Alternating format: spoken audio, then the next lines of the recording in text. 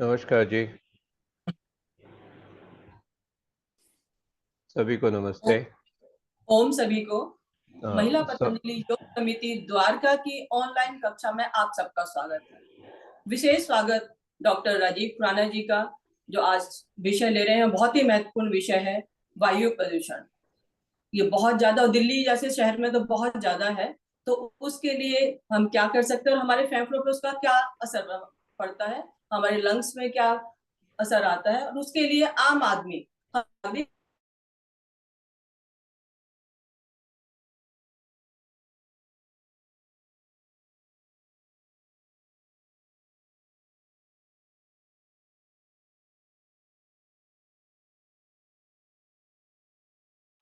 जी doctor Rajiv ji, बहुत बहुत स्वागत आपका। नमस्ते अनिल जी। जी, नमस्कार। इतनी सुबह सुबह हमने आपको तकलीफ दी। और नहीं नहीं, मैं तो सुबह आप लोगों का योगाभ्यास देख के सोचने लग पड़ा कि मैं तो कुछ भी नहीं कर रहा, और मुझे बड़ी खुशी हुई कि आज की शुरुआत बहुत अच्छी हुई मेरी। ये आपकी विनम्रता है। तो मैं डॉक्टर साहब का एक संक्षिप्त, मैं श्री राजीव खुराना जी का एक संक्षिप्त परिचय करा देता हूँ। श्री राजीव जी ने बीकॉम ऑनर्स किया श्री राम कॉलेज से, दिल्ली यूनिवर्सिटी से। आप जानते हैं कि बड़ा प्रतिष्ठित कॉलेज है। फिर एलएलबी की, फिर दिल्ली से ही एसीएस किया, फिर पीजीडीपीएम स्वीडन और इंग्लैंड से किया, और फिर पीजीडीआईएम पीपीसी बॉम्बे से किया। कई देशों में आपने काम किया है। और the institute of management consultants of India के आप एक्स नेशनल वाइस प्रेसिडेंट रहे, एक्स चेयरमैन रहे आईएमसीआई के। और एक मासिक पत्रिका के आप संपादक भी रहे। आपको अगर परिचय को किसी किन्हीं शब्दों में बांधने की कोशिश की है तो ये है कि एक international management consultant, trainer, executive coach, corporate board advisor, venture mentor and social entrepreneur by description. He is a well published thought leader, writer, author, blogger and lyricist. इसमें से बहुत सारी चीजों से तो अपने कई लोगों का परिचय भी नहीं होगा कि वो विधाएं क्या हैं। परंतु ये है कि इससे ये जरूर पता लगता है कि कितने क्षेत्रों में ये सक्रिय हैं, और ये भी पता चलता है कि न केवल व्यक्तिगत रूप से तो वो एक मैनेजमेंट कंसल्टेंट हैं बहुत एक हाईएस्ट लेवल के, लेकिन साथ ही उनकी जो सोशल कमिटमेंट है वो बहुत है। और उसी दृष्टि से उन्होंने टीवी रेडियो एंकर के रूप में भी काम किया, कंसल्टेंट के रूप में भी 39 इयर्स का उनका जो है वो एक्सपीरियंस है।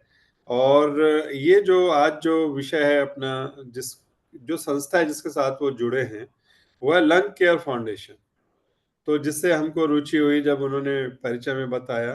और उसने एक Guinness book of world record भी, एक लंग्स 5,000 से ज्यादा बच्चों ने जो फॉर्म किया था।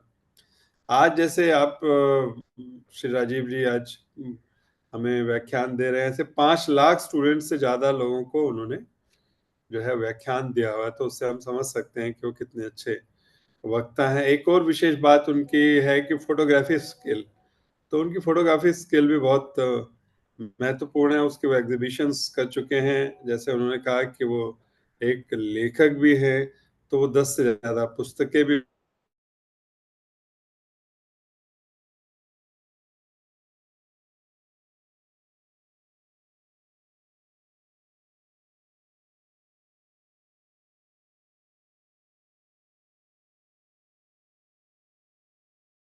कि जो लंग केयर फाउंडेशन में आपने काम किया है, वो काम बड़ा कि क्योंकि लंग्स शरीर का बहुत महत्वपूर्ण हिस्सा होते हैं।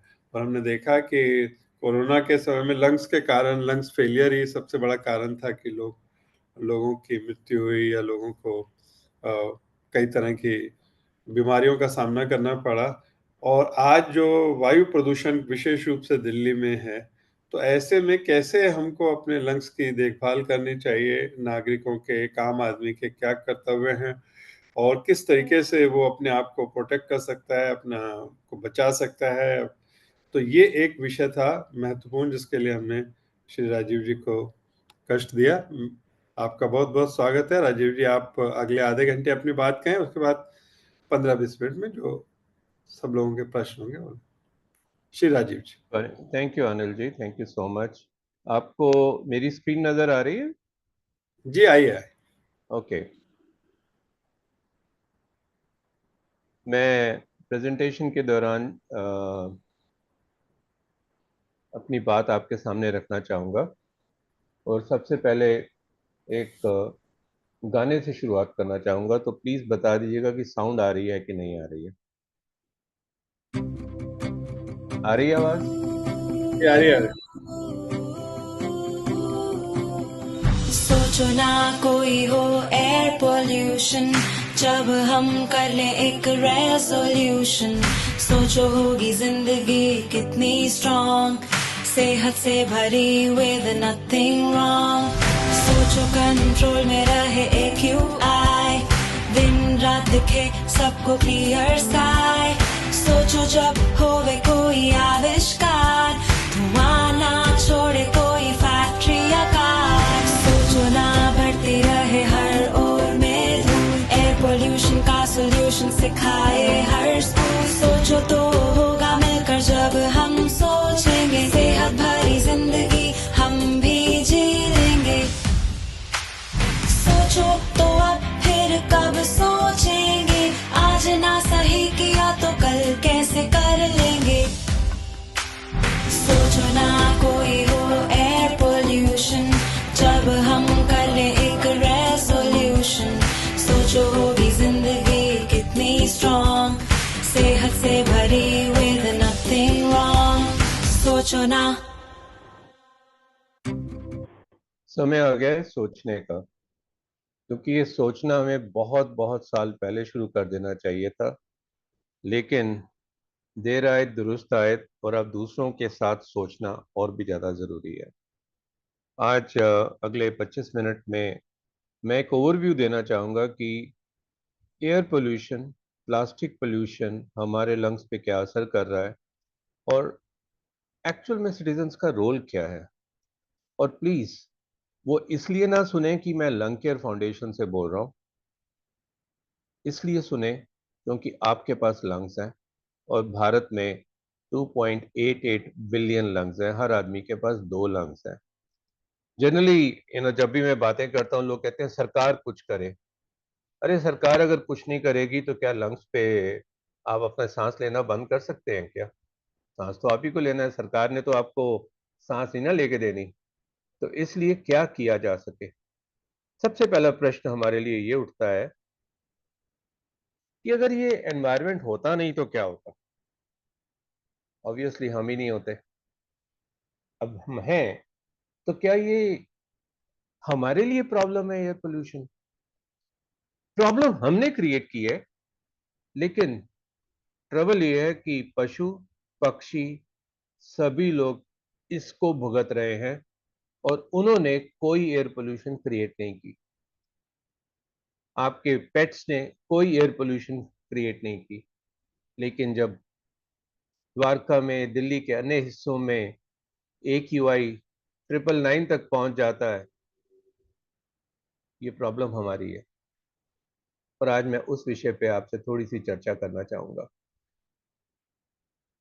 हम पैदा हुए हैं पिंक लंग्स के साथ, लेकिन अभी कोई ऐसी मशीन है नहीं जिसके साथ आप जाएं और अपने लंग्स का कलर देख सकें।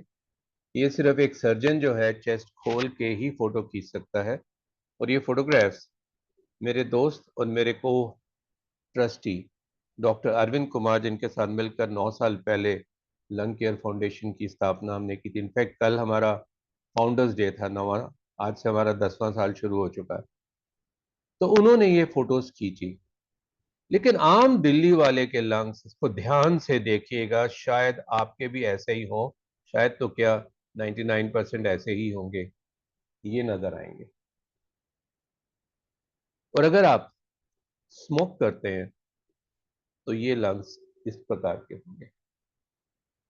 अब सवाल यह है कि दिल्ली वाले स्मोक करते हैं कि नहीं, आप स्मोक करते हैं कि नहीं। अगर आप कहेंगे कि नहीं जी नहीं, हम तो स्मोक नहीं करते, तो आप झूठ बोल रहे हैं, क्योंकि ऑन एन एवरेज हर दिल्ली वाला 11 सिगरेट्स के बराबर का धुआं अपने अंदर लेता है हर रोज। मैं इस पे थोड़ी देर बाद में आता हूँ। अब मेन्यू चॉइस तो आप ही की है कि कौन से लंग्स पसंद करेंगे। अच्छा, मजे की बात यह भी है कि बड़े लोग क्लेम करते हैं कि हम लंग्स की सफाई कर देंगे। ये कोई एयर कंडीशनर का फिल्टर थोड़ी है कि जब कचरा जम गया तो उसको बाहर निकाला, सूखने डाला, धोया और वापस एसी में डाल दिया और एसी वैसे ही चलना शुरू हो गया, या कार का फिल्टर भी आपने साफ कर दिया। आई एम सॉरी, लंग्स साफ नहीं हो सकते। जितना डैमेज हो गया वो आपने कर लिया, अब आगे को बचाना आपका है। अक्सर हम कहते हैं ओह मौसम बदल गया ना, खांसी हो गई है, मौसम बदल गया ना, ये प्रॉब्लम आ गई है। वेल, मौसम तो पहले भी बदलता था, आप कितने बीमार होते थे, लेकिन एयर पोल्यूशन की वजह से ये समस्याएं हमारी बहुत ज्यादा बढ़ती जा रही हैं। सवाल ये आता है कि हम दिन में खाना कितनी बार खाते हैं। आप बोलेंगे 3 बार खाते हैं, बीच में भी कुछ कुछ ले लेते हैं, चाय पानी नाश्ता, शाम के ड्रिंक्स कितनी बार लेते हैं, मे भी 8-10 बार लेते हैं। अगर मैं आपको बोलूं कि आपके खाने में स्लो पॉइजन है, आपको मारेगा नहीं लेकिन आपकी तबीयत थोड़ी खराब कर देगा, तो क्या आप उसको लेना पसंद करेंगे? बिल्कुल नहीं लेंगे। लेकिन हम दिन में 25,000 बार सांस लेते हैं, उसमें जो स्लो पॉइजन है हम कैसे एक्सेप्ट कर रहे हैं, ये मुझे आज तक समझ में नहीं आया। कोई मैं पंजाब में एक प्रोग्राम कर रहा था एक गांव में, तो मैंने एक लेडी से पूछा कि कोई तेरे बच्चे नु अटैक करे तो की करेंगी। कहती मैं उसका मुंह भन देंगी, मैं उसका मुंह तोड़ दूंगी। ऐसे अगर तुम्हारी अज्ञानता की वजह से ही कोई तेरे बच्चे पे अटैक करे तो तू क्या कर सकती है, और तेरा मुंह कौन तोड़ेगा? क्योंकि पंजाब में भी जब मैं जाके प्रोग्राम करता हूँ बराली वाले एरिया में, तो उनसे मैं यही कहता हूँ कि दिल्ली वाले तो शिकायत करते ही रहते हैं कि वो जी सारा धुआं पंजाब से आ रहा है, लेकिन 400 किलोमीटर धुआं ट्रेवल करके दिल्ली आता है, उससे पहले 400 मीटर दूर तुम्हारे घर के अंदर घुसता है।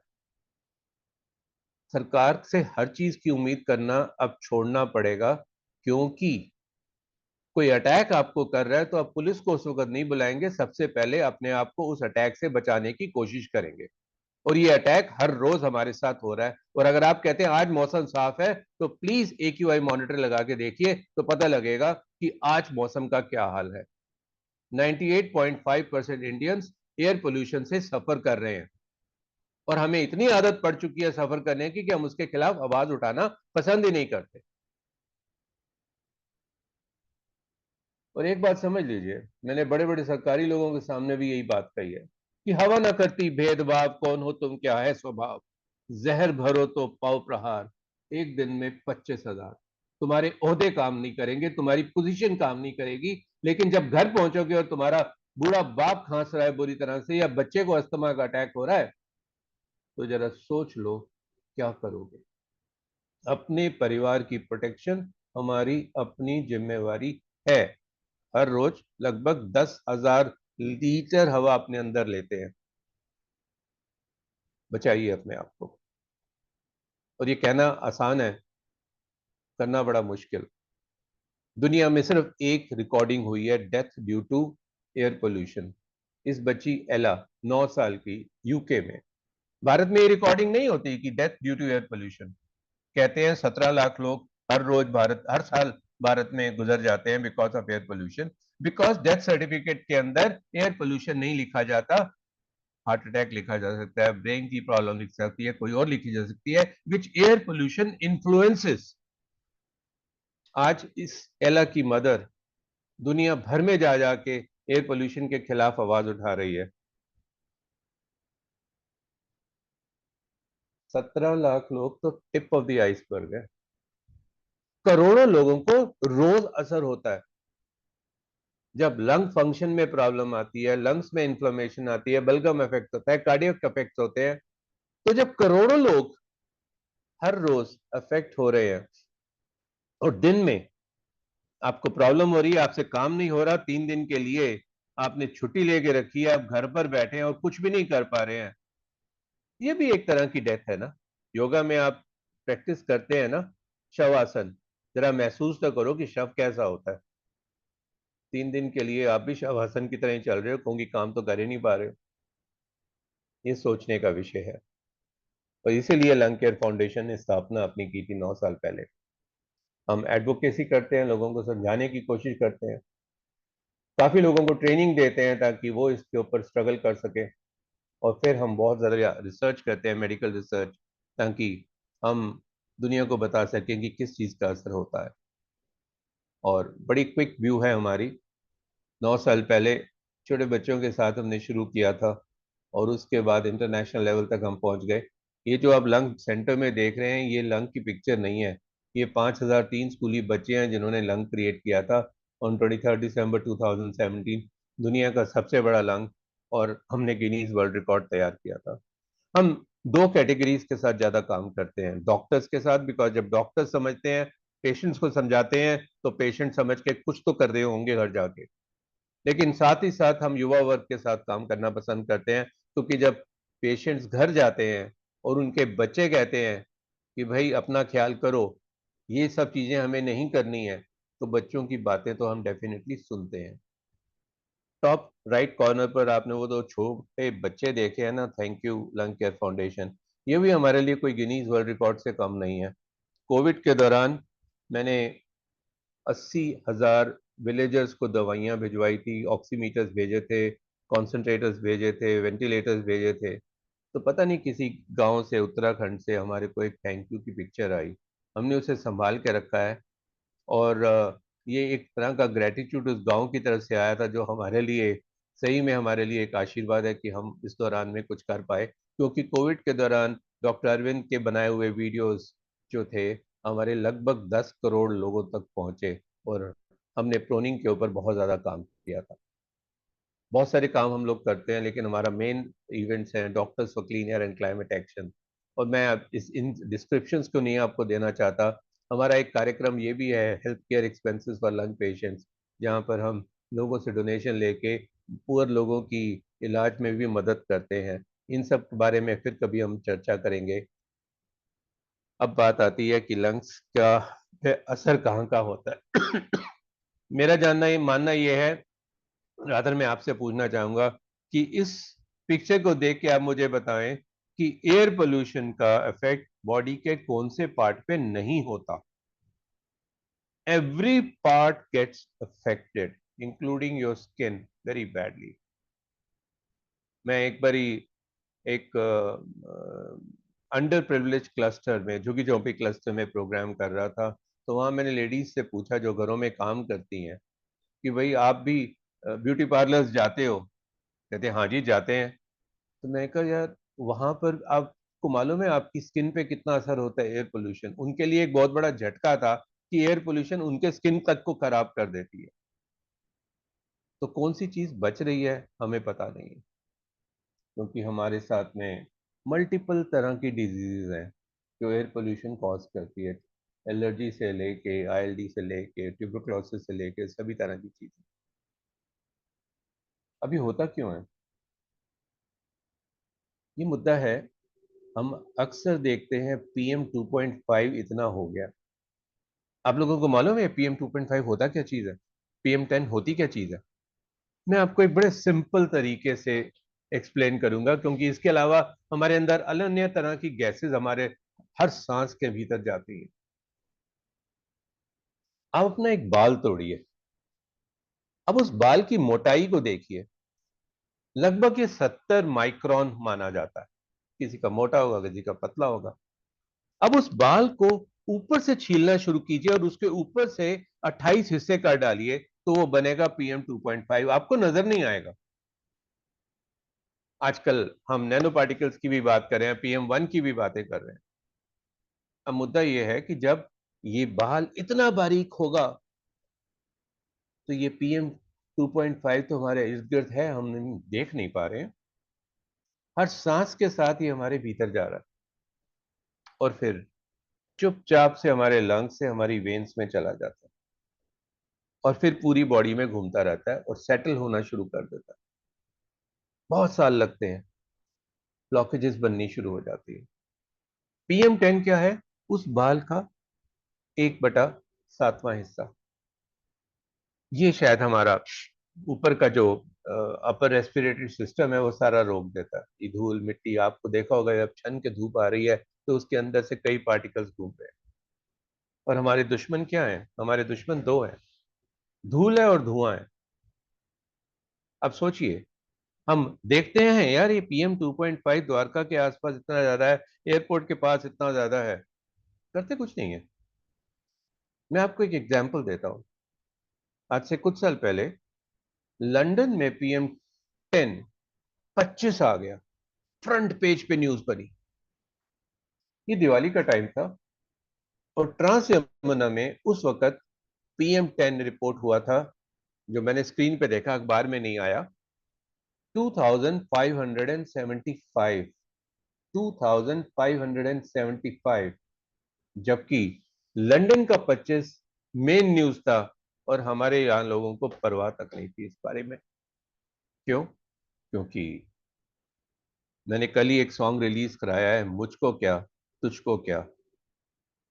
ये सब प्रोडक्शंस हमारी अपनी टीम ने करी है और हम इसी चीज में लगे रहते हैं कि कोई कुछ करेगा और अचानक माहौल बदल जाएगा। हाँ, किया था ना, कोविड के दौरान में हवा बिल्कुल साफ हो गई थी, हम घर से नहीं निकल पा रहे थे क्योंकि सब कुछ बंद हो गया था। तो जलंधर वालों को पहाड़ तक नजर आने शुरू हो गए थे। कोई कुछ करेगा, हमें करना पड़ेगा, क्योंकि हमारी लड़ाई दो चीजों से है, धूल से और धुएं से, धूल से और धुएं से। और दिल्ली को अगर हम देखें तो दिल्ली में मेजर प्रॉब्लम यही है, ट्रांसपोर्ट का धुआं, कंस्ट्रक्शन की धूल, हमारी इंडस्ट्रीज का, हमारे घरों का धुआं। और अगर हम खुद इनको नहीं रोकने की कोशिश करेंगे तो हम कर क्या रहे हैं? अपने बच्चों के फ्यूचर के बारे में तो हम बड़ी बड़ी बातें करते हैं। मैं जब यूथ टॉक करता हूं ना, तो मैं उनको एक ही बात कहता हूं कि जितने बुढ़े आसपास आते हैं और तुमसे पूछते हैं और बताओ भविष्य में क्या करोगे, तो उनसे ये जरूर पूछ लेना भविष्य दोगे क्या। सांस तो लेने नहीं दोगे ढंग से, क्योंकि तुम्हारी गलतियों की वजह से ये सारी प्रॉब्लम्स आई हुई हैं। और अगर सांस नहीं लेने दोगे तो मुझे doctor, engineer, chartered accountant, lawyer, civil servant बना के करोगे क्या? इसको मैंने एक शब्द दे के रखा है, SHIT। बड़ी बड़ी टॉक्स में बड़े बड़े लोग जाके कहते हैं ओ जी हमसे तो खराब हो गया, अब ये युवा वर्ग उसको ठीक करेगा। मैं कहा इन बुड्ढों की SHIT मत सुनो। और SHIT का मतलब कुछ और है, आपके दिमाग में अगर कोई और शब्द आ रहा हो तो it is special high intensity talks, जिसका कोई मतलब नहीं है। गंद इन्होंने डाला है तो साफ भी इनको ही करना पड़ेगा। अभी इनकी उम्र नहीं गई कि इनको बिस्तर में लिटा दिया जाए। और ये सब हम जैसी उम्र के लोगों को करना पड़ेगा, क्योंकि हम लोगों की वजह से ये सब हो रहा है। ये यूथ की अच्छी बात होगी कि वो हमारा साथ दे, लेकिन ये उनकी वजह से क्रिएशन नहीं है। आने वाले जो पीढ़ी है ये उनकी क्रिएशन नहीं है, ये हमारी क्रिएशन है। और अगर हम नहीं करेंगे तो फिर बड़ी बड़ी बातें करना छोड़ दीजिए, समाज को बदलना और देश को बदलना, सांस तो ठीक लेना हम लोग। सॉरी, मैं जान के प्रोवोकेटिव हो रहा हूं। मैं चाहता हूं कि आपको गुस्सा आए, मेरी बात पे गुस्सा आए, मुझ पे गुस्सा आए। हमने एक एक्सपेरिमेंट किया गंगाराम हॉस्पिटल के सामने। हमने बोर्ड लगाया कि भाई ये जो कीपा फिल्टर्स होते हैं ना एयर प्यूरिफायर में जो लगते हैं, जरा इनको हमने बोर्ड बना दिया और उसके पीछे लगा दिया एग्जॉस्ट फैन। अब गंगाराम हॉस्पिटल के पीछे तो पूरा जंगल है, हमने कहा चलो 1 महीना लगेगा, अगर ये एग्जॉस्ट फैन 24 घंटे चलते रहे और हवा इसके थ्रू छन के आ रही है तो क्या होगा? 1 महीने में ये शायद थोड़ा कलर बदल जाए। फ्रेंड्स, ये 6 दिन के अंदर काले पड़ गए, 6 दिन के अंदर। लखनऊ में एक्सपेरिमेंट किसी और ने किया तो 2 दिन के अंदर हो गए। और हम लोग सोचते हैं, अभी 3 हफ्ते पहले मैं मेरठ में एक कार्यक्रम कर रहा था, हमने Meerut forum for clean air launch किया। तो उससे एक रात पहले मेरी टीम ने वहां पहुंच गया, और जिनको मेरठ का मालूम है वो भी काफी पोल्यूटेड एरिया है। तो मैंने ट्रैफिक पुलिस के कमिश्नर को बुला के रखा स्टेज के ऊपर कि आओ तुम्हें दिखाएं पोल्यूशन का क्या हाल। और एक मॉनिटर हम अपने साथ रखते हैं, हमने वो चला दिया। और उस वक्त उस हॉल के अंदर PM 2.5 था, 40, बिकॉज पूरी कूलिंग वगैरह सब हुई थी। हम इंडियन मेडिकल एसोसिएशन के हॉल में प्रोग्राम कर रहे थे। और फिर मैंने दुनिया को दिखाया कि रात को बेगम ब्रिज के अंदर मेरठ में 1078 AQI था, 1078। और फिर मैंने एक कपूर की टिकिया जला दी उस मॉनिटर के नीचे। मैंने कहा जी अब आप देखिए इस मॉनिटर, हैंडहेल्ड मॉनिटर के ऊपर क्या रीडिंग आती है। वो ट्रैफिक कमिश्नर भी हैरान हो गया।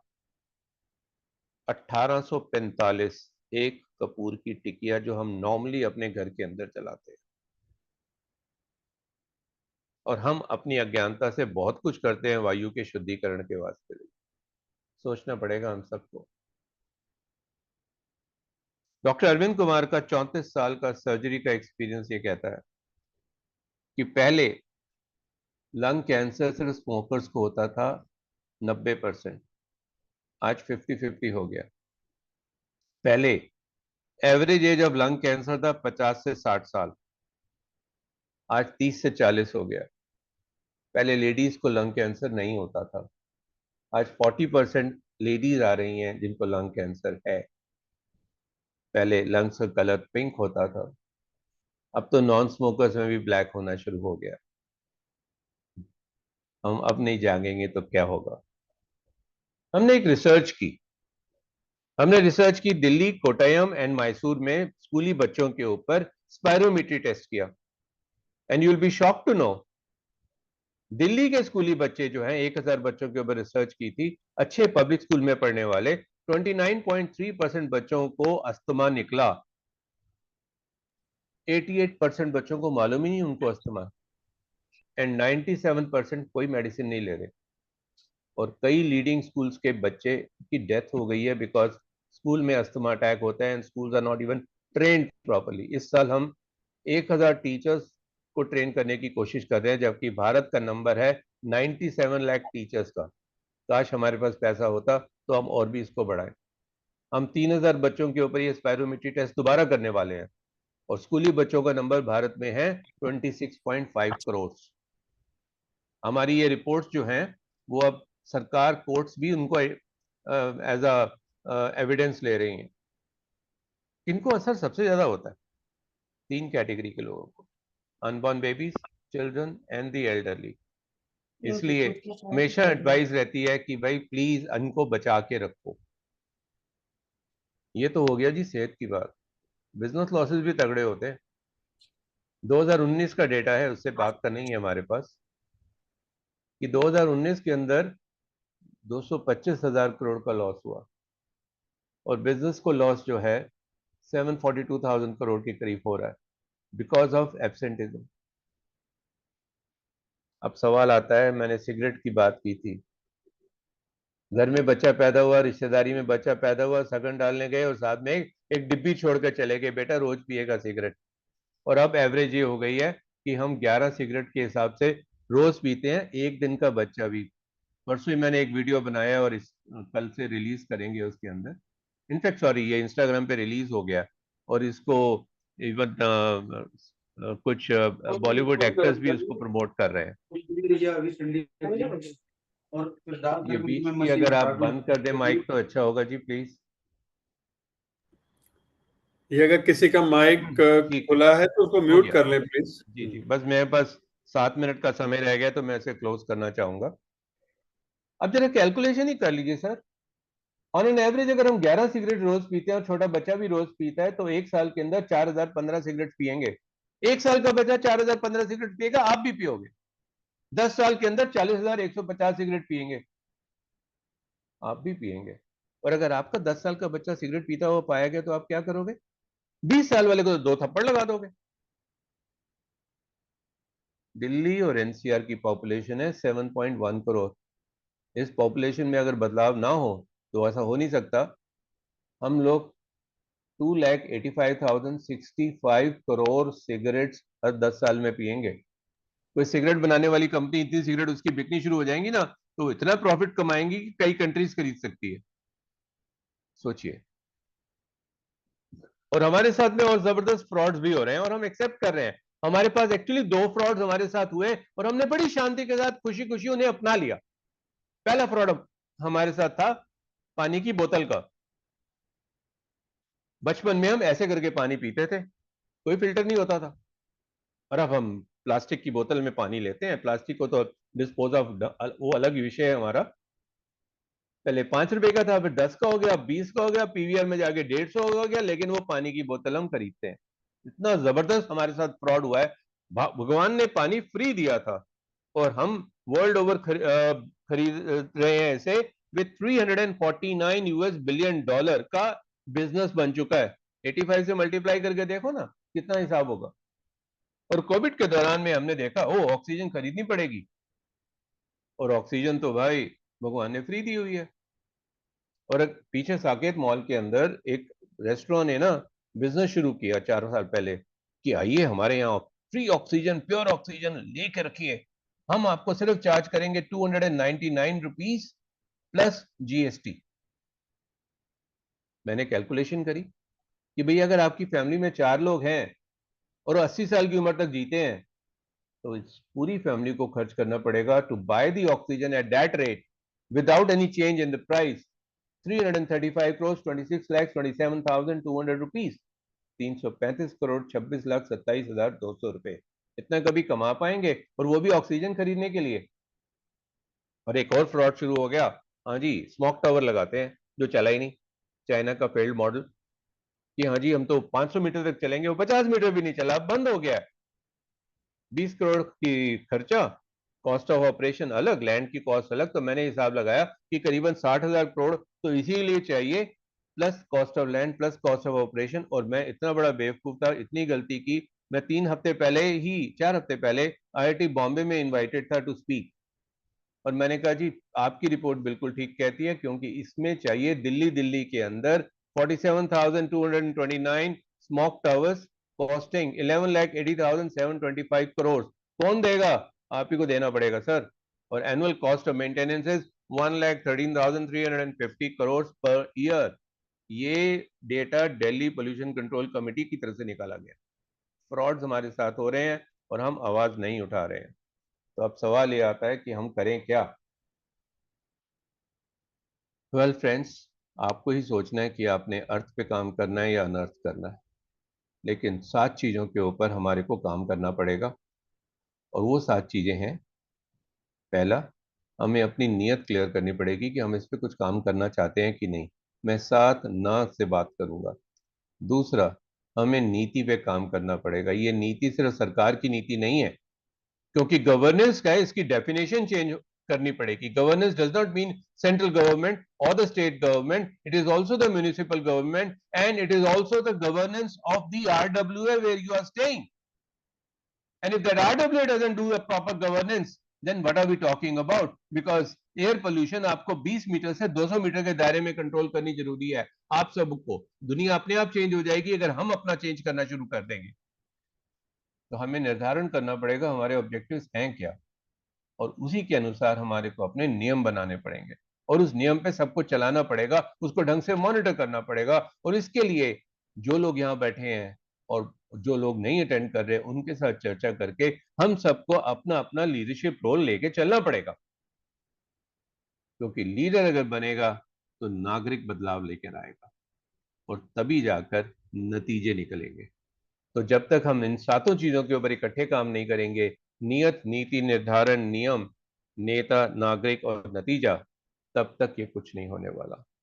अब आपका सवाल ये होगा कि भाई हमें रूटीन में ये करना क्या चाहिए? तो मैं एक और गाना आपके साथ दिखा के इसे क्लोज करना चाहूंगा। पहला गाना बॉलीवुड की सिंगर विशाली सरदाना ने गाया था। ये वाला गाना उन्होंने रिकॉर्ड करा, डायरेक्ट किया 14 स्कूल के बच्चों के साथ। फॉर्चुनेटली ये दोनों के दोनों गाने मेरे ही लिखे हुए हैं, इसलिए मैं अपने आप को अब लिरिसिस्ट भी मानता हूँ। मेरे कई गाने रिकॉर्ड हो चुके हैं। इन गाने के अंदर ही रोजमर्रा के अंदर हम क्या सॉल्यूशंस लेके जा सकते हैं, जरा इन्हें सुनिए 2 मिनट में, और मेरे पास उतना ही समय है ताकि हम इसे क्लोज कर सकें।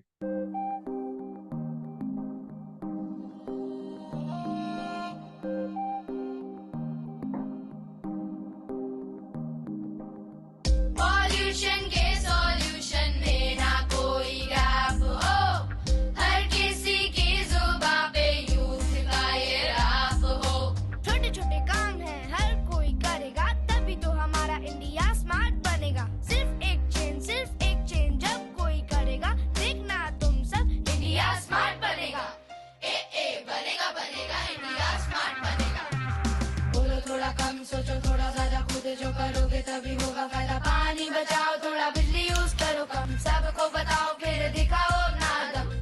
दिखाओ थोड़ी, खेलो कूदो मोर, भागो और गलियों में मचाओ थोड़ा शोर। कार की सवारी कर लो थोड़ी कम, पैदल या साइकिल पर दिखाओ अपना दम। दूर है स्कूल तो कर लो कारपूल, थोड़ी ही तो बात है, थोड़ा ही तो चेंज, काम की ये बात है, ना है कोई स्ट्रेंज, ना है कोई स्ट्रेंज, ना है कोई स्ट्रेंज, ना है कोई स्ट्रेंज। पॉल्यूशन के सॉल्यूशन में ना कोई गैप हो, हर किसी की जुबां पे यूथ का ये रैप हो। हरियाली बढ़ाओ सब, पौधे पेड़ लगाओ, अब धरा बड़ी धूल को जल्दी से हटाओ सब, जल्दी से हटाओ सब। साफ हवा जब हर ओर पाओगे, जल्दी तुम तंदुरुस्त हो जाओगे। कचरे को अलग अलग डिब्बों में डालो तुम, कचरा जलाने का धुआं करो तुम गुम।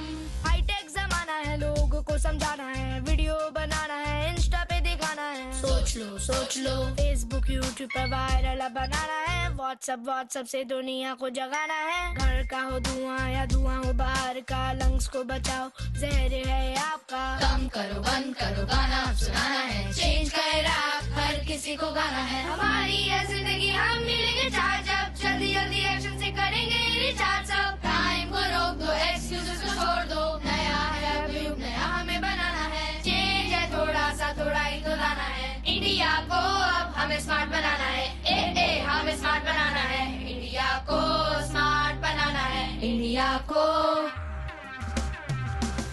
पॉल्यूशन के सॉल्यूशन में ना कोई गैप हो, हर किसी की जुबां पे यूथ का ये रैप हो। पॉल्यूशन के सॉल्यूशन में ना कोई गैप हो, हर किसी की जुबां पे यूथ का ये रैप हो।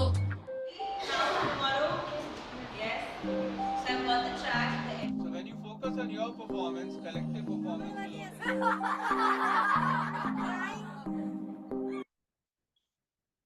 Well, I've just taken 1 minute more और मैं अपनी बात को कंक्लूड करना चाहूँगा। मैंने कुछ चीज़ें लिखने की कोशिश की थी। देश को कागज़ पे अब कम बदलते हैं, सोशल मीडिया की चमक से बाहर निकलते हैं, अपने क्लिनिक और दफ्तर से थोड़ा दूर टहलते हैं, एयर पोल्यूशन कहाँ कैसे असर है करता समझते हैं, हर दिन कुछ बात करने को ठहरते हैं। सभी का साथ है ज़रूरी, सोच सुलझाते और खुद सुलझते हैं। देर हो चुकी है इंडिया एट 75 पर, थोड़ा डरते हैं, एक दो ही सही कुछ पॉजिटिव काम को दिल से करते हैं। देश को बदलने की बातें छोड़ अपने परिवार के लिए चल पड़ते हैं। आइए हवा बदलते हैं, हवा पर काम करते हैं। चलिए दोस्तों, कुछ तो शुरू करते हैं। Thank you so much, I thoroughly enjoyed interacting with you. Thank you. 2 minutes extra लिया है उसके लिए सॉरी, मैं अपना स्टॉप वॉच साथ लेके चल रहा था जी।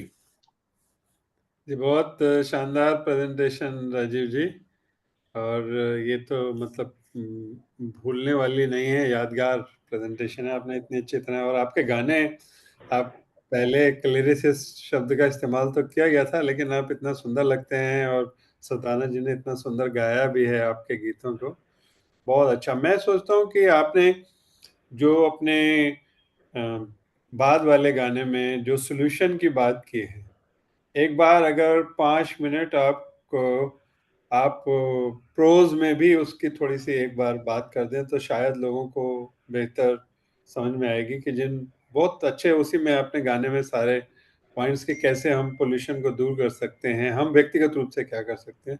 अगर थोड़ा सा ये बता दें, फिर उसके बाद कोई सवाल जवाब होंगे। Thank you so much Anil ji. या तो हम कुछ करते नहीं, करते हैं तो एकदम से बहुत कुछ करना चाहते हैं। तो मेरा ये मानना है कि बदलाव अचानक नहीं आएगा, बदलाव में बहुत समय लगता है। और मैं एक हमेशा उदाहरण लेता हूँ कि आप घर से बाहर निकले तो आपके सिर पे पानी की एक बूंद गिरी, आपने परवाह भी नहीं करनी। 10 गिरी तो भी आपने ध्यान नहीं देना। 40-50 गिरी तो आप इधर उधर देखेंगे पानी आ कहाँ से रहा है। हजारों गिरी तो आपको मालूम है बारिश शुरू हो चुकी है।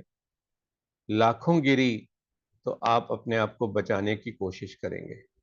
करोड़ों करोड़ों गिरी तो सैलाब आएगा, बाढ़ आएगी, तूफान आएगा। हम सब भी पानी की एक बूंद है। अकेले करेंगे ना तो कुछ नहीं होने वाला, लेकिन जब इकट्ठा करेंगे तो सोच की बाढ़ आएगी, सैलाब आएगा और बदलाव आएगा। और इसका एक एग्जाम्पल कल हो चुका है। आप सब ने अपनी एक वोट दी थी, आपकी उस एक वोट से बदलाव आया, हर साल आएगा। तो ये जो बदलाव है आपको अपने रूटीन के एफर्ट्स को लेके करना पड़ेगा, ना कि और फिर ये सोचते रहना कोई करेगा तो फिर हम सोचेंगे कुछ करने के लिए, तो सोचते रहिए। मुझे और डॉक्टर अरविंद कुमार को अच्छी तरह से मालूम है, आई एम 63, अरविंद इज 65, कि भाई हमारे जीते जी दिल्ली की एयर पोल्यूशन, हिंदुस्तान की एयर पोल्यूशन खत्म नहीं होने वाली। लेकिन हम जब बैठते हैं और हम लोग 27 साल पुराने मित्र हैं, भाइयों की तरह हैं, तो हम यही कहते हैं कि ऊपर जाने से पहले कुछ तो करेंगे। हम लड़े थे यही सोच के साथ ऊपर जाएंगे, हमारे लिए इतना ही काफी है। और जहां तक एफर्ट्स की बात आती है तो इतनी सारे एफर्ट्स हैं करने वाले अपनी सेहत को बचाने के लिए। क्यों ऐसा जरूरी है कि डॉक्टर अरविंद कुमार अपना काम छोड़ के और मैं अपनी इंटरनेशनल कंसल्टेंसी की प्रैक्टिस छोड़ के इन चीजों में लगा हुआ हूं?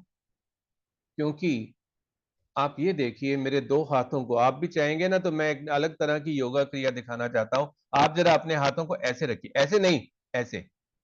सब लोग प्लीज करके दिखाइए मेरे को। ना ना ना, इसके ऊपर नहीं, अलग से, दोनों अलग अलग कीजिए। हाँ, ये मानसिक योगा है हमारा। अब आप ये सोचिए कि दुनिया में आप चेंज मेकर बनना चाहते हैं या चेंज टेकर बनना चाहते हैं? चेंज मेकर या चेंज टेकर? चेंज मेकर का मतलब आप अपनी परिस्थितियों में बहुत कुछ कर सकते हैं, कोशिश तो करें। नहीं तो दुनिया बदलेगी तो मुझे भी फायदा होगा। चेंज टेकर, हमें तो मुफ्तखोरी की आदत पड़ चुकी है। कोई हमारे लिए कुछ करेगा तो I am a change taker. हम जैसे पढ़े लिखे लोगों के लिए शर्म की बात होगी कि अगर हम चेंज टेकर ही बने रहे। हमें चेंज मेकर बनना है। और इसलिए थैंक यू फॉर ज्वाइनिंग, इसीलिए कुछ एफर्ट्स तो हमें करने पड़ेंगे। अब ये एफर्ट्स हैं क्या? एफर्ट्स हमारे आसपास ही हैं।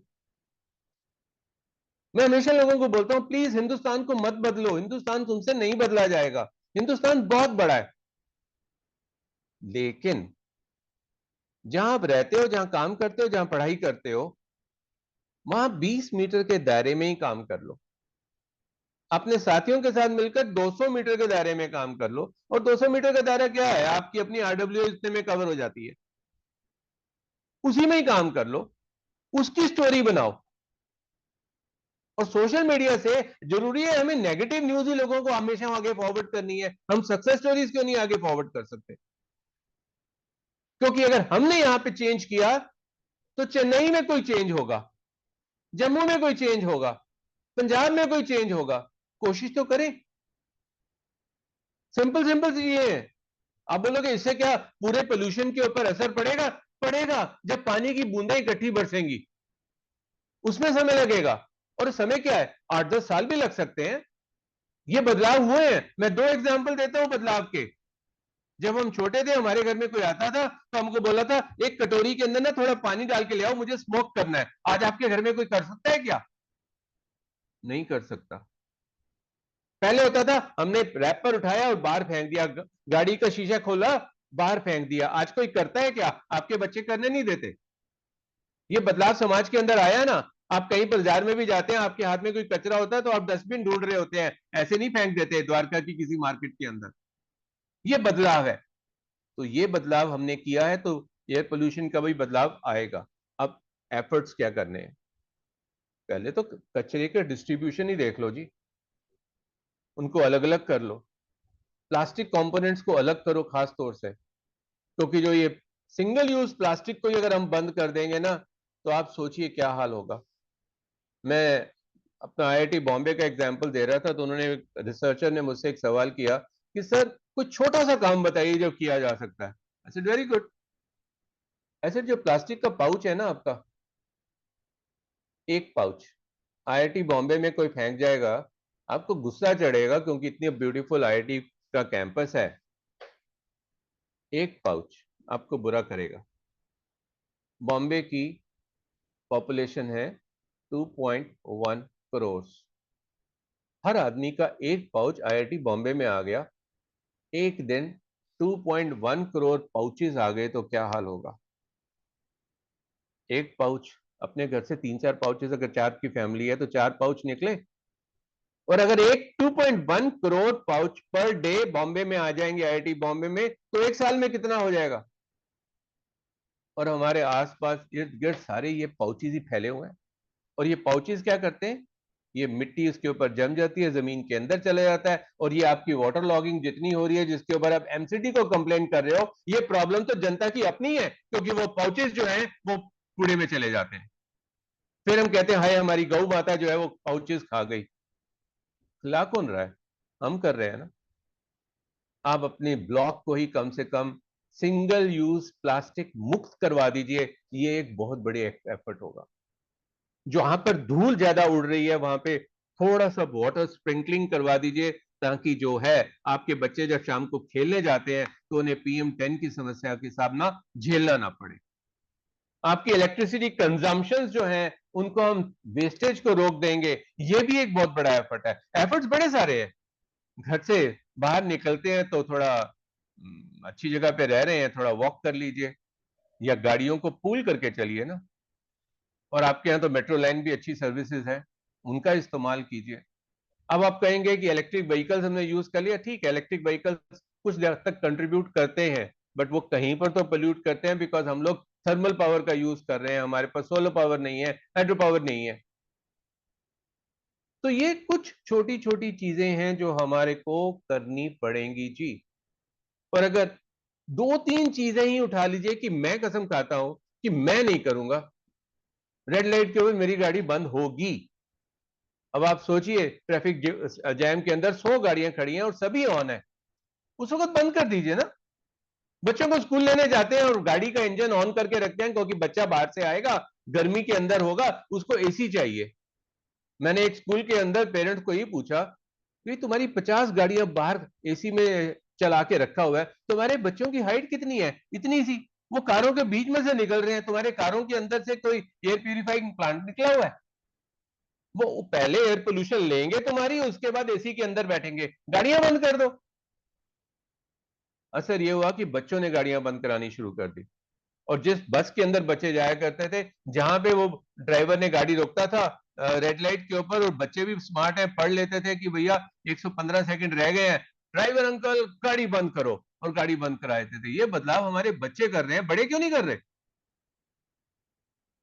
और फिर हम बच्चों को सिखाने की कोशिश करते हैं, अरे उनसे भी तो कुछ सीखें, क्योंकि आज हर स्कूल जनरली इन चीजों के ऊपर काम करने की कोशिश कर रहा है। तो मेरा मानना यह है कि अपने बच्चे, अपने ग्रैंड चिल्ड्रन से सीखें, उनके साथ पार्टनरशिप करें, क्योंकि ये गंद हमारा डाला हुआ है, भुगतना उनको पड़ रहा है। I hope I have been able to give the answer sir. मैं जान के प्रोवोकेटिव हो जाता हूं, बिकॉज मैं चाहता हूं कि लोग इस पे गुस्सा करें। जी अनिल जी। जी, कोई प्रश्न अगर हो तो हम सब लोग कर सकते हैं। हमारे बीच में आदरणीय मलिक साहब भी हैं, जो कि अपनी टिप्पणी देंगे जब वो उचित समझेंगे। और जो हम में से कोई प्रश्न करना चाहें तो प्लीज आप लोग प्रश्न कर सकते हैं। दीप जी, आप कोऑर्डिनेट कर लें। जी जी जी, देवेंद्र जी का पहला क्वेश्चन है, बताइए देवेंद्र जी। सर जी नमस्कार। नमस्कार देवेंद्र जी।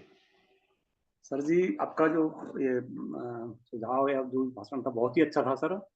तो मैं ये मेरे दिमाग में ये आया कि सर ये जो आपने जो कुछ भी अभी हमारी क्लास में कहा, इसको क्यों ना भारत सरकार जो है फ्रॉम द बिगिनिंग बच्चों को क्लास में सिलेबस में डाल दे, ताकि जो आगे वाली जो पीढ़ी है उसको इस चीज से जागृत होती रहे।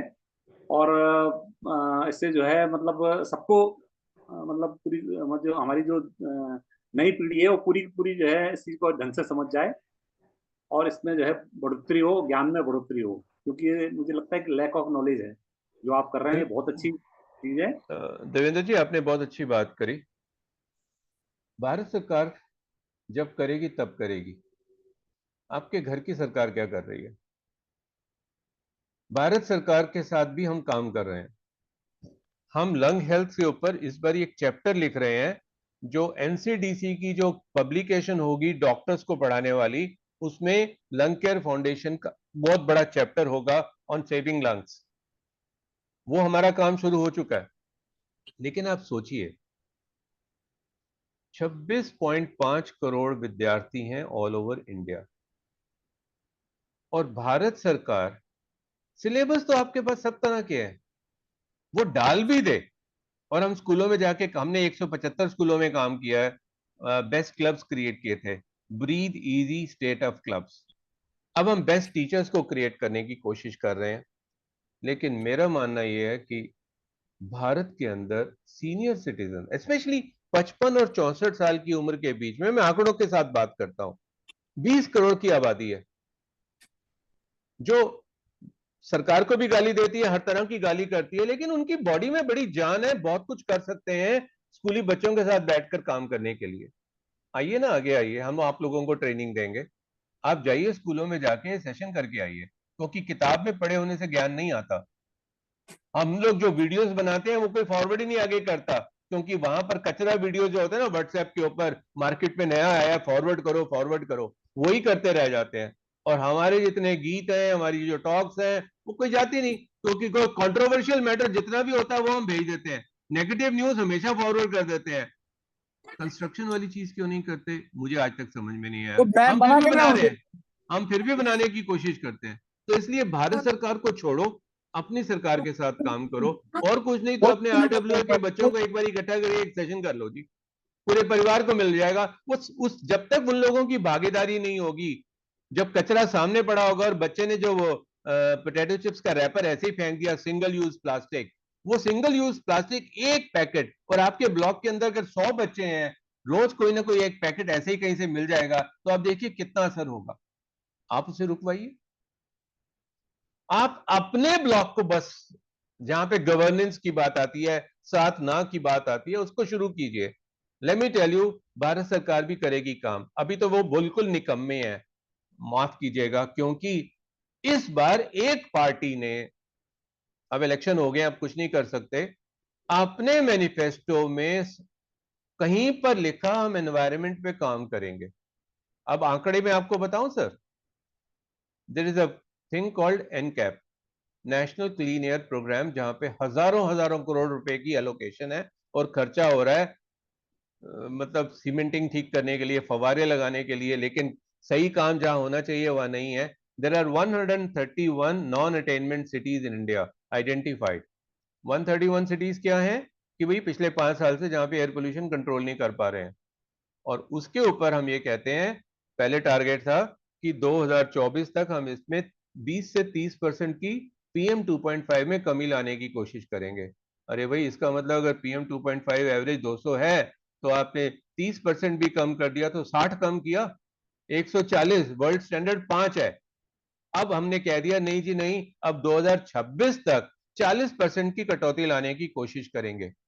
और जिस पार्टी की मैं बात कर रहा हूं, बहुत बड़ी पार्टी है जो आएगी गवर्नेंस के अंदर, और किसी ने तो इसमें मेंशन भी नहीं किया, और उन्होंने अब कहा है कि 2026 तक 131 की बजाय हम सिर्फ 60 सिटीज पे काम करेंगे।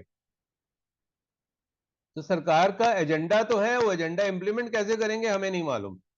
लेकिन अब आप लोग सोचेंगे हम क्या कर रहे हैं। मेरा एक टीवी पे इंटरव्यू चल रहा था, तो लोगों ने पूछा कि भाई what can lung care foundation do, and I said मेरी तरह 1000 लंग केयर फाउंडेशन भी आ जाए तो इंडिया के लिए इनसफिशिएंट है, हम कुछ नहीं कर सकते जब तक कि पब्लिक इस विषय में जागरूक नहीं होगी।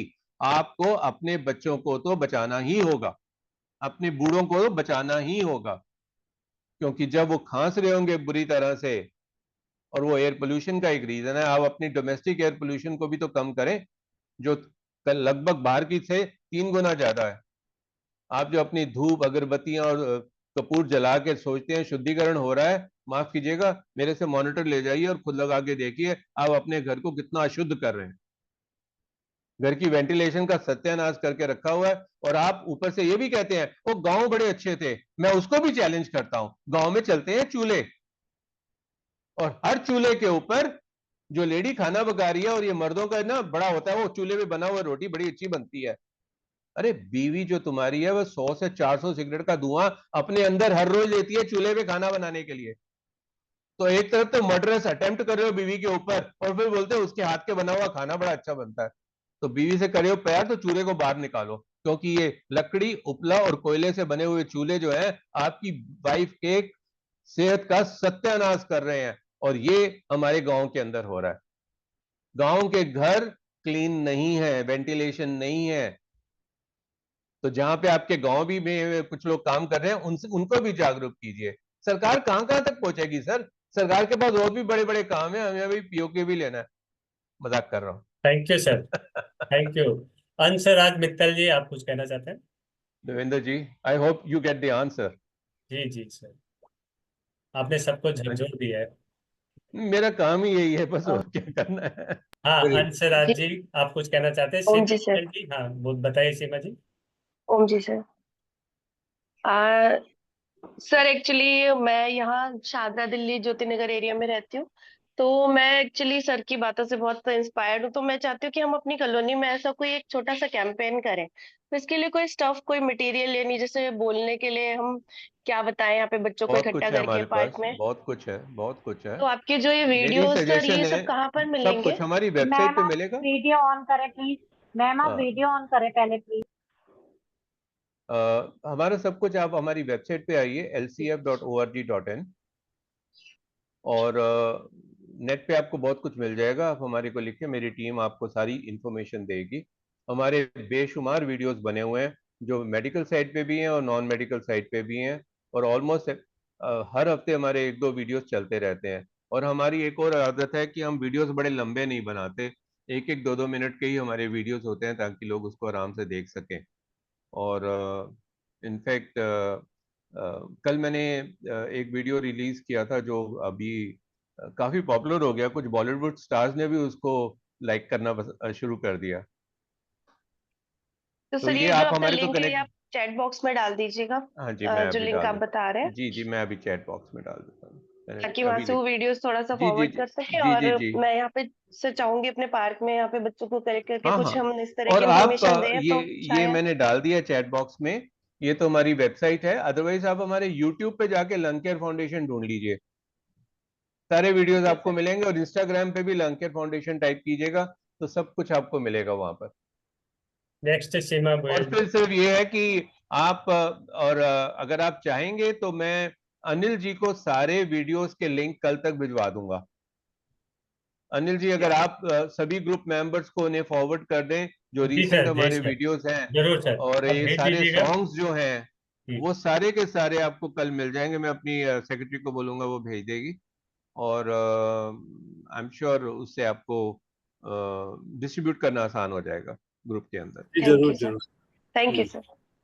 जी, और बताइए। Can I? जी जी प्लीज। जी, राजीव जी, बहुत अच्छा, बहुत बढ़िया आपने बताई बातें।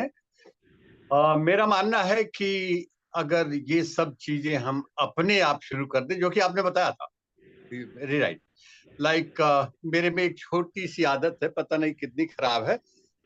तो सबसे पहले तो मैं आग्रह करूंगा कि तकरीबन 45 to 50 लोग हैं जिन्होंने अटेंड किया है ये पूरा, और I am sure everybody is impressed and everybody wants to do it. तो थैंक मैं यू सो जो मच। एक छोटा सा काम करता हूँ, मैं समझता हूँ कि मैं लोगों को चेंज कर सकूं इतनी शायद कैपेबिलिटी मेरे में नहीं है, लेकिन मैं अपने आप को चेंज कर सकूं इतनी कैपेबिलिटी तो मेरे में है। बिल्कुल और सही। इसके लिए मैं जो करता हूँ, मैं अपनी गाड़ी में एक काला सा पैकेट रखता हूँ, और जहां गाड़ी खड़ा करता हूँ देखता हूँ कि ये जो छोटे छोटे टुकड़े जो है पान पराग ये वो के पड़े होते हैं, उनको उठा के उसमें रख लेता हूँ, इकट्ठा करता रहता हूँ। और जहां भी ये भर जाते हैं ले जाकर के कचरा बाक्स जो होता है उसके अंदर एज पर डिस्टिंक्शन उसका मैं डाल दिया करता हूँ। मैं तो ये बोलूंगा कि अगर इतना भी दिल में हम रख करके चलें कि ये करेंगे, बाकी तो है, गाड़ी जो है आप ऑफ कर दीजिए रेड लाइट पे, that's a wonderful thing that should be done. ये किया है, कुछ चली भी थी योजनाएं। अगर इतना करना शुरू करेंगे तो अपने आप दिमाग में आएगा कि आज मैंने ये किया है, कल मैं ये करूं। तो मेरा आग्रह यही है कि सब लोग अपना कर लें, and I am sure the whole world is change, entire India is change, whole world is change. Doctor Pandey आपने बिल्कुल सही किया और कह रहे हैं, क्योंकि ये सब सेल्फ इनिशिएटिव्स की बात आती है। आप सब लोग योगा क्यों कर रहे हैं? आप सब लोग योगा इसलिए कर रहे हैं कि आप अपनी सेहत का ख्याल करें। आप इसलिए नहीं कर रहे क्योंकि सरकार की तरफ से फरमान आया था कि आप सबको योगा करना चाहिए। तो इसलिए गवर्नमेंट की तरफ से देखते हुए कि भाई उससे तो क्या हो रहा है कि हम अपनी जिम्मेवारी से बच के अपनी जिम्मेवारी किसी और पे डालने की कोशिश कर रहे हैं। योगा अपनी सेहत के लिए कर रहे हैं और ये जितने प्रयास हैं ये आपको अपने लिए करने हैं। आपके आसपास जितना ये पाउचेस का कचरा भी होगा ना, ये एक बहुत बड़ी इशू है जो हमारे को अटैक करनी पड़ेगी। आपको आपकी जानकारी के लिए, सबके लिए मैं आपको एक बड़ा इंपॉर्टेंट फैक्ट बताना चाहता हूं। आप देखो कि कचरा कलेक्ट करने वाले बड़े सारे लोग होते हैं। ये लोग सिंगल यूज प्लास्टिक को पिक नहीं करते। मालूम है क्यों? क्योंकि उसको वजन ही नहीं है उसके अंदर, तो कमाई क्या होगी? मान लो उनको कलेक्शन में 15 रुपए किलो मिलता है, वो सिंगल यूज प्लास्टिक कितना उठाएंगे? बार बार नीचे झुकेंगे, उठाएंगे, कई घंटे लग जाएंगे 1 किलो बनाने में और 15 रुपए मिलेंगे। उनको तो 3 चीजें चाहिए, glass, metal and hard plastic, जो कि रिसाइकल हो जाता है और वो वजन से बिकता है। अब उनका धंधा है, उनको करने दीजिए। जो सिंगल यूज प्लास्टिक है हम फेंक रहे हैं, वो ना ही फेंकें और उनको एक जगह पे इकट्ठा करके, फिर अगर आपके ब्लॉक वाले इकट्ठा, आपके आरडब्ल्यू में यही बोल दो कि एक जगह बना दो जहां पे सिर्फ सिंगल यूज प्लास्टिक को डंप करना है और वहां से फिर एमसीडी वाले उसे रेगुलेट करें तो ज्यादा बेहतर होगा ना। नहीं तो आप क्या कर रहे हैं? अब दिल्ली में 3 हिल स्टेशन हैं, आप उन हिल स्टेशन की हाइट बढ़ाई जा रहे हैं। मसूरी और शिमला क्यों जाते हैं? आप दिल्ली के हिल स्टेशन में जाइए ना, वहां पे जाके थोड़ा एंजॉय करके आइए। वहां तो अपनी नाक बंद करके निकलेंगे उसके पास से, और वो हिल स्टेशन हम ही ने बनाए हुए हैं और वो सब सिंगल यूज प्लास्टिक और दूसरे सब कचरा है जो वहां पर पड़ा हुआ है। रोक दीजिए उसको। हमारी प्रॉब्लम ये है कि हम पहले पोल्यूशन करेंगे, फिर उसको ठीक करने के लिए नई मशीनें खरीदेंगे। अरे सोर्स के ऊपर प्रॉब्लम को रोकिए। जब प्रॉब्लम ही नहीं होगी तो सोल्यूशन के लिए हमारे को टेंशन लेने की क्या जरूरत है? सॉरी, मैं फिर प्रोवोकेटिव हो गया, बट मेरा काम है। नहीं, ठीक है, ठीक है। ये आदरणीय रतन सिंह मलिक जी हमारे बीच में हैं, बहुत सीनियर। मलिक साहब, आप कुछ कहेंगे? मेरा सब साधकों को, डॉक्टर साहब को, आप लोगों को मेरा प्रणाम। और आज जो मैंने सुना है डॉक्टर साहब से, ये शायद ही आप लोगों ने कभी सुना होगा। उनकी अंदर से वो कितने पोलाइट हैं और बाहर से अपनी बात को मनाने में, सही बात को मनाने के लिए वो कितने कठोर हैं। ये लिखा हुआ है। अंदर से एक एडमिनिस्ट्रेटर को पोलाइट और बाहर से कठोर होना चाहिए, नहीं तो कोई नहीं सुनेगा। एक बात। दूसरी बात, जो बात बताई इन्होंने कि हम अपने आप को सुधारें, ये बात भी हवा में चली जाएंगी। जैसे हम यहाँ से उठेंगे, अब अपने घर में अपने काम लग जाएंगे और भूल भाल जाएंगे।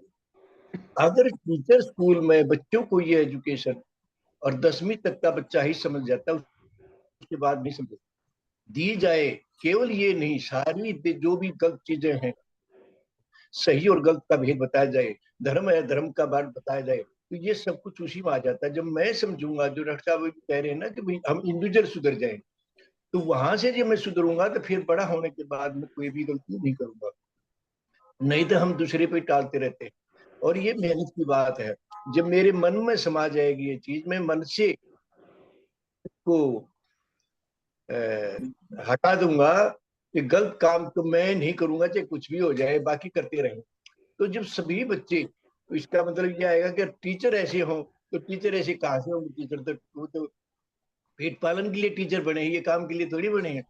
तो सारा आ जाता है अल्टीमेटली, जब तक हम भगवान की रचना को नहीं समझेंगे, उनकी लीला को नहीं समझेंगे, उनके उद्देश्य को नहीं समझेंगे, तो हम ये काम नहीं करेंगे। तो अल्टीमेटली मैं बात, तो ये सत्संग से ही हमें पता लगेगा, सत्संग से ही हमारे मन में विचार पक जाएगा कि मुझे गलत काम नहीं करना, जो करना है, क्योंकि वो मेरी जो साथ जाएगा मैंने वही करना है।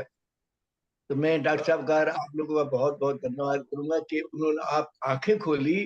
कुछ लोग तो हमारे में से जरूर डेफिनेटली कुछ तो सुधार करने की कोशिश करेंगे, और ऐसे ही संसार में अगर ये एजुकेशन गवर्नमेंट है, अगर स्कूल टीचरों को ये लागू कर दे कि भाई ये तुम्हें बच्चों को पढ़ाना ही पढ़ाना है, तो हमारे देश में बहुत बड़ा सुधार आ जाएगा, भ्रष्टाचार भी अपने आप खत्म हो जाएगा, क्योंकि बच्चों की समझ में आ जाएगी ये चीजें गलत है तो गलत है, मुझे नहीं करनी, क्योंकि मुझे पाप लगता है, पाप का फल बहुत बुरा होता है। तो ये सारी बातें अगर बताई जाएंगी तो हमारा देश सुधर सकता है और मानव जाति सुधर सकती है।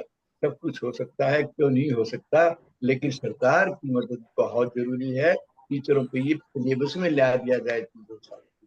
बहुत बहुत आभार आपका, और मेरा बुलवाने के लिए आपका बहुत बहुत मलिक साहब, मैं आपकी बात से टोटली एग्री करता हूं, लेकिन मैं फिर आप लोगों से ये सवाल करता हूं, ये बदलाव हम बच्चों में ही क्यों लेके आना चाहते हैं? हम लोग क्या कर रहे हैं अपने व्हाट्सएप ग्रुप में, अपने पार्क में जब घूमने जाते हैं उनमें चर्चा क्यों नहीं करते? अपने आसपास के लोगों में बदलाव लाने की कोशिश हम क्यों नहीं करते? मंदिर में जाते हैं तो बाहर कचरा पड़ा हुआ है, सिंगल यूज प्लास्टिक वहां भी पड़ा हुआ है, उसी को, उस जगह को ही साफ करने, भगवान की जो बात करते हैं। अब मैं आपको एक बड़ी इंटरेस्टिंग बात कहता हूं जी, मैं 30 सेकेंड्स लूंगा। सिखिज्म में कहा जाता है पवन गुरु पानी पिता माता धरती महत। पवन जो है वो गुरु है, और हम सब लोग हिंदू हनुमान जी को बहुत मानते हैं। पवन पुत्र, हवा का बेटा, हवा का बेटा भी तो हवा ही होगा ना। मेरा नाम राजीव खुराना है, मेरे बेटे का नाम अर्जुन है, तो वो भी अर्जुन खुराना ही तो है। तो पवन पुत्र भी तो पवन है। अब भगवान की कैसे प्रार्थना कर सकते हैं उसे गंदा करते हुए? ये जरा सोचिए ना। और हर चीज बच्चों में सिखानी और सरकार कुछ करेगी, उससे थोड़ा सा हम बाहर निकले, क्योंकि बच्चों की आबादी, आई मीन 15 से 29 साल की एज ग्रुप के लोग अभी हमारे पास है 45.33 करोड़ भारत की पॉपुलेशन। बाकी तो 144 करोड़ में तो बाकी लोग भी हैं, उन्हें भी तो एंगेज कीजिए। हम सब भी एंगेज हो प्लीज। व्हाट्सएप ग्रुप के अंदर ही, आज कुछ नहीं तो ये सेशन के बारे में ही व्हाट्सएप ग्रुप के अंदर लोगों को बोलना शुरू कर दीजिए, जो भी आपको समझ में आता है। लंके फाउंडेशन को भी अगर आप उसमें टैग करना चाहें तो मोस्ट वेलकम प्लीज। बात बनेगी सर, तब बदलाव आएगा। हर चीज को हम अगली पीढ़ी को तैयार कर रहे हैं, और अगली पीढ़ी हमारे को ये देखते हुए कहेगी ये तो सुधरे नहीं है, हमें क्यों सुधार रहे हैं? तो किस बात पे सुधार आएगा sir? Sorry, I am again being very blunt and provocative, but I can't help it. तो आइए अब आखिरी प्रश्न ले लेते हैं। सीमा जी, आप कुछ पूछना चाहती थी? जी जी अनिल जी, सभी को प्रणाम। और टाइम बहुत थोड़ा सा लेते हुए मैं अपना दो प्रश्न है मेरे खुराना जी से। खुराना जी, एक तो मैं आपसे प्रॉमिस करती हूँ कि जो मैं ऑलरेडी कुछ थोड़ा बहुत इंडिविजुअल लेवल पे अवेयरनेस स्प्रेड करने का काम करी, उसको और बढ़ाऊंगी आपके वीडियोस अपलोड करके, और मैं उसको जरूर सर्कुलेट करूंगी अपने डिफरेंट ग्रुप्स में और बच्चों के बीच में। बच्चों से जुड़ी हूँ मैं। अच्छा, अब मेरे दो क्वेश्चन है खुराना जी। एक तो ये कि जो आपने बताया कि चूल्हा पोल्यूशन क्रिएट करता था गांव में, तो आजकल जो हम लोग एलपीजी या आईजीएल का कनेक्शन लेके उसको यूज करते, क्या उसमें भी पोल्यूशन है या बिल्कुल वो पोल्यूशन फ्री है? पहला क्वेश्चन। दूसरा क्वेश्चन है, क्या एसी जो हम चला रहे हैं इस मौसम में, सब हर घर में 1 या 2 या 3 भी एसी चल रहे हैं, हाँ, उसमें कितना पोल्यूशन क्रिएट हो रहा है? और एक सोसाइटी जिसके अंदर नियर अबाउट अगर 1000 फैमिलीज रहती हैं और 2 एसी मान के चले चल रहे हैं, तो 2000 एसी उस एक छोटे से लिमिटेड पेरिफेरी में चल रहे हैं, तो कितना क्वालिटी इंडेक्स को अफेक्ट कर रहे हैं, air quality? Thank you. Very good questions. First of all, आपके जो किचन है ना, वो पूरी केमिस्ट्री लेबोरेटरी है, केमिकल्स तो वहां चलते ही हैं। तो अब उस हर घर के अंदर किस तरह का केमिकल रिएक्शंस हो रहे हैं, वो हर घर की अपनी कहानी है।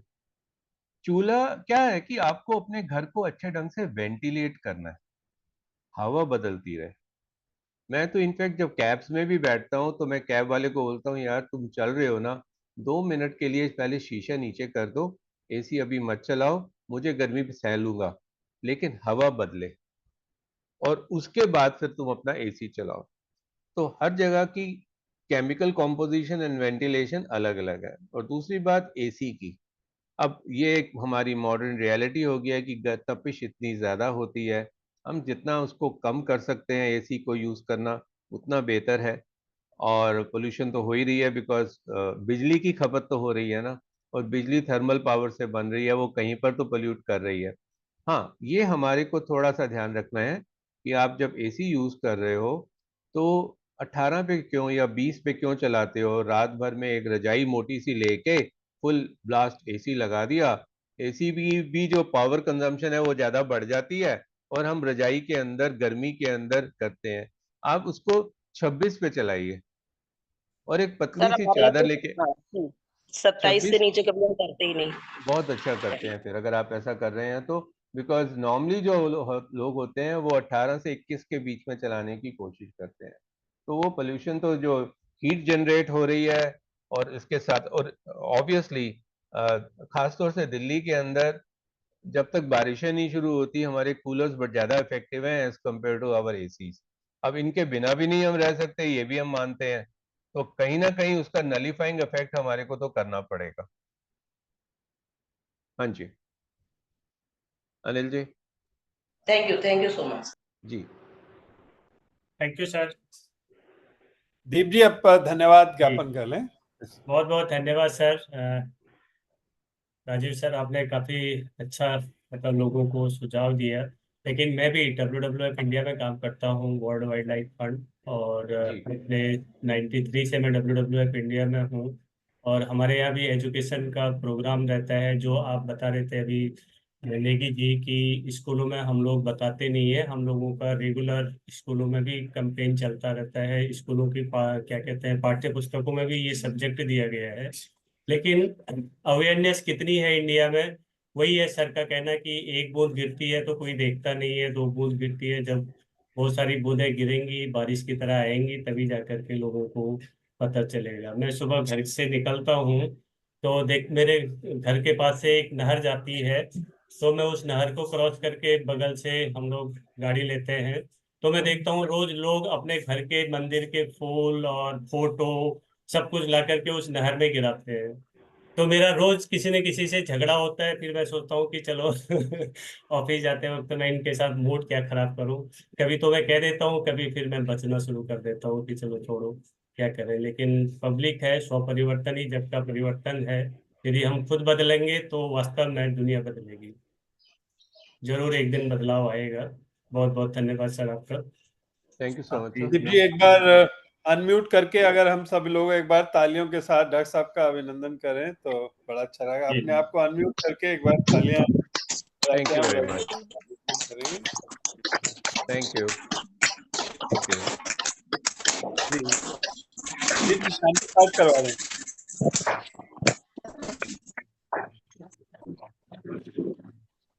मेरे ख्याल से हम सभी को प्रण करना चाहिए कि घर में अगरबत्ती धूप, जो सर ने बताया वो तो थोड़ा सा अवॉइड करना ही पड़ेगा लोगों को, क्योंकि उसका जो पॉल्यूशन है, कपूर का जो पॉल्यूशन है वो बहुत जबरदस्त पॉल्यूशन है। और हमें ये भी देखना होगा कि हम जो पॉलीथीन यूज कर रहे हैं, अब हमें कहाँ तक, किस लेवल तक जाना चाहिए। हर वक्त आपके पास कोई बैग हो सब्जी लाने के लिए कुछ न कुछ। वास्तव में ये एक झकझोर देने वाला आज का हमारा लेक्चर था, बहुत अच्छा। और मैं भी इसका समर्थन करता हूँ 100%। और क्लास के समापन से पहले शांति पाठ कर लेते हैं। सभी लोग कमर और गर्दन सीधी करें, अपने माइक बंद कर लें प्लीज। बहुत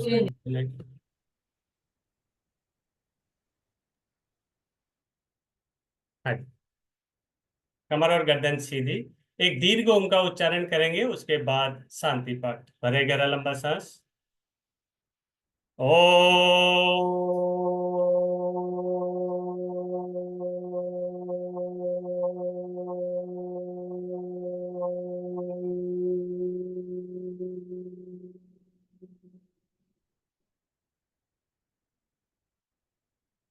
ओम द्यौ शांति अंतरिक्षे गुं शांति पृथिवी शांतिरापः शांतिरोषधयः शांति वनस्पतयः शांतिर्विश्वे देवाः शांति ब्रह्मा शांति सर्वगं शांति शांतिरेव शांति सामा शांतिरेधि। ओम शांति शांति शांति। कुछ क्षण इस शांति को महसूस करें, दोनों हाथों को जोड़ें, प्रभु का धन्यवाद करें। आप सभी का दिन शुभ हो, मंगलमय हो, इसी कामना के साथ कल फिर मिलते हैं। बहुत बहुत धन्यवाद आप सभी का। Thank you sir, thank you. बहुत बहुत धन्यवाद। बहुत बहुत धन्यवाद सर, बहुत बहुत धन्यवाद। बहुत बहुत धन्यवाद। धन्यवाद, बहुत बढ़िया। और सभी को बड़ा सोचने की जरूरत है इस मुद्दे पे। बहुत बहुत धन्यवाद।